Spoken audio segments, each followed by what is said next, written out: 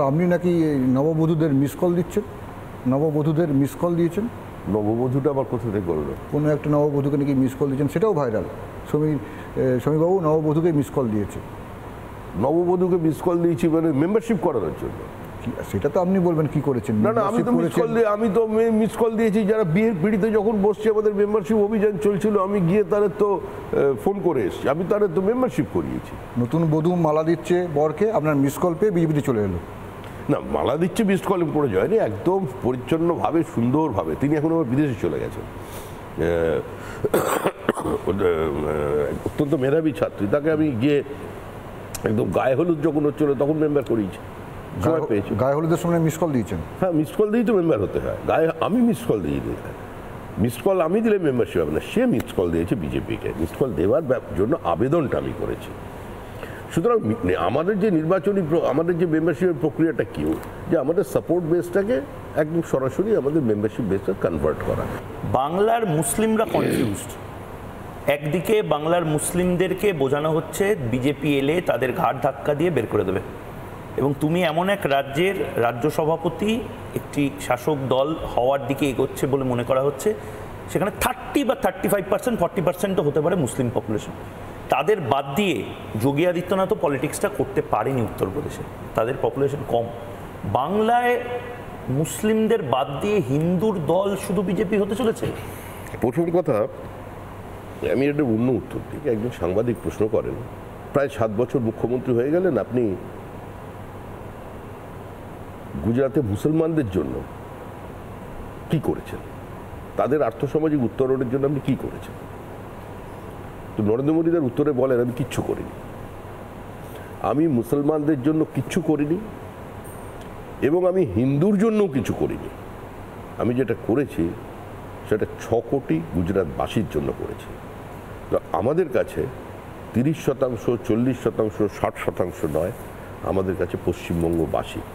2021 সালে যে সংখ্যালঘু অল্প হলেও মানুষজন বিজেপি করেছিলেন, বিজেপির পতাকা নিয়েছিলেন, তারা কি ধরনের অত্যাচারের শিকার তারা হয়েছে, কতগুলো তাদের মানুষ খুন হয়েছে। 1, 2 হলো, যদি মুসলিমরা মনে করেন আমরা একটাও ভোট বিজেপিকে দেব না, আমরা তৃণমূলকেই জেতাবো, তারপরেও কিন্তু বিজেপি ক্ষমতায় আসবে। বরঞ্চ সেই মুসলমানরা এই মানসিকতা যারা তৈরি করছেন, তারা একবার ডেমোগ্রাফিটা দেখে নিন। আসামের বিজেপি ক্ষমতায় ছিল, বিজেপি ক্ষমতায় আছে, এই যে নির্বাচন হচ্ছে না, এতেও বিজেপি ক্ষমতায় আসবে, বিজেপিকে হারাতে পারবে না ওখানে। আর আমরা মুসলিমদের কাছে গিয়ে বলছি, ভারতীয় মুসলমান যারা দেশটাকে নাপাক বলেনি, যারা দেশটাকে দারুল হার্ব বলেনি, দেশটাকে নিজের দেশ বলে মনে করে, যারা পাকিস্তান ক্রিকেট খেলায় জিতলে বাজি পোড়ায় না, যারা এখানে স্কুলের দেওয়ালে পোস্টার লাগায় না যে মূর্তি পুজো বন্ধ করো, সরস্বতী পুজো করতে দিলে আমাদেরও এখানে নবী দিবস করতে দিতে হবে, এই ধরনের মুসলমানের বিরোধী বিজেপি নয়।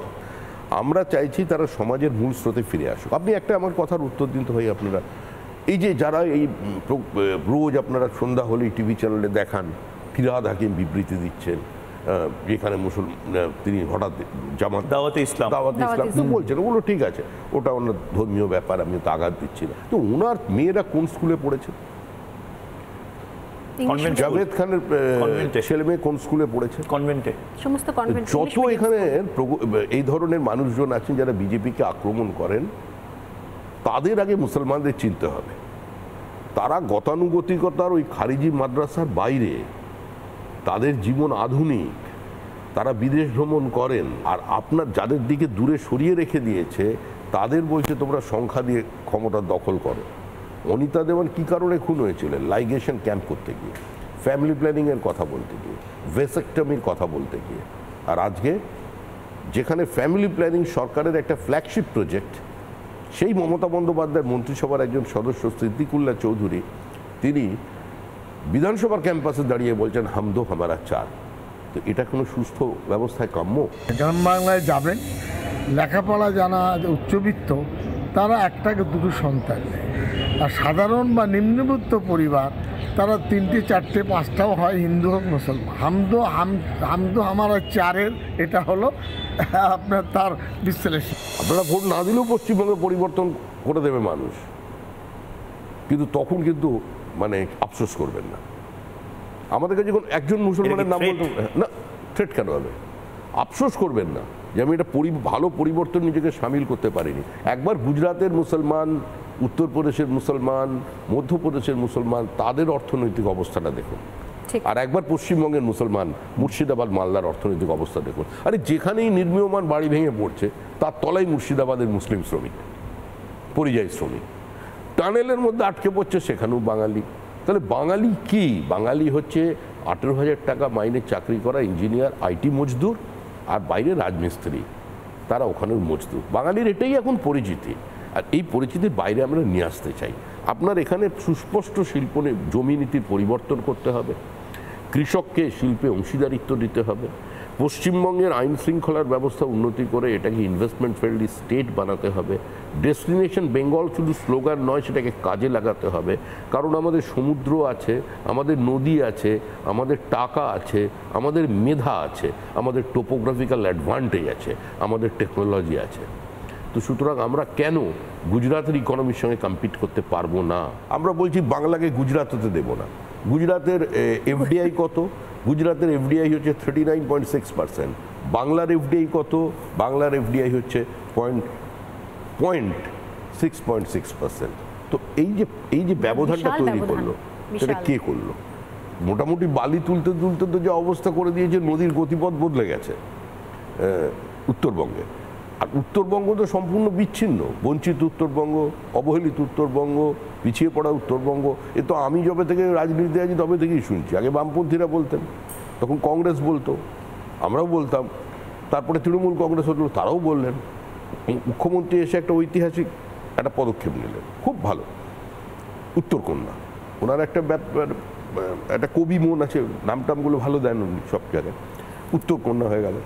তিনি বলে দিলেন এখানে মন্ত্রীরা আসবেন, সেক্রেটারিরা আসবেন নিয়ম করে, কাউকে আর কষ্ট করে কলকাতায় আসতে হবে না।